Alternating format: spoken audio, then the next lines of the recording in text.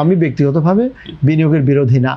আপনি যদি মানে স্মার্ট ইনভেস্টমেন্ট করতে পারেন, আমি বরং প্রপোজ করেছি, বিরোধী দলের কাছে একটা প্ল্যান দিয়েছি, এটা আমি ওনাকেও আমাদের বিরোধীকে আমি পাঠাবো।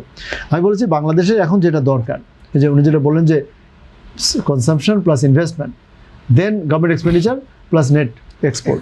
এখন আপনি যদি ইনভেস্টমেন্টে, আমি একটু লোভ সামলাতে পারছি না, বিরোধী দলের জায়গা থেকে এই বাজেটকে সমালোচনার বিরোধী দল কয়েক জায়গায় সমালোচনা করবে, আমি জানি না ওরা কোথায় কোথায় খুঁজে পায়। তবে বড় ধরনের জায়গা হচ্ছে যে আপনার আছে 5% অ্যাবলিশ করলো, তারপরে নতুন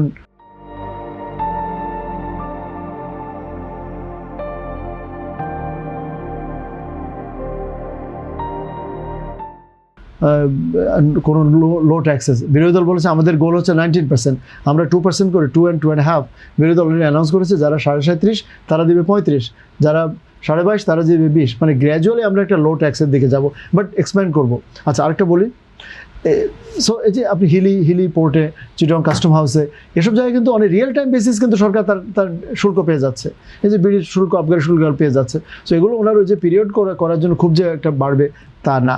আচ্ছা, ইনভেস্টমেন্টের জায়গায় আসে, আমরা একটা প্রস্তাব দিয়েছিলাম যে সরকার should embark on Marshall plan type, আমি নাম দিয়েছি grand economic emancipation plan, GEEP। কেমন কি সেটা হবে $100 বিলিয়ন, মানে 12.5 লক্ষ কোটি টাকা পরিমাণ। আমরা সেটা হয়তো আরেকদিন শুনতে পারবো। জাস্ট 3টা সেক্টরে দেবেন আপনি, এডুকেশনে 1/3, হেলথে 1/3, আর ইনফ্রাস্ট্রাকচার আমাদের কানেক্টিভিটি, এটা তো 1/3 আপনি আগামী 4-5 বছর ধরে, মানে বেসিক্যালি রিডাবল ইয়োর ওই যে ADP। সো কিন্তু এখন টাকা কোথায় সেটাও আমি দেখি বিদেশ থেকে আনা যায়। এটা এনিওয়ে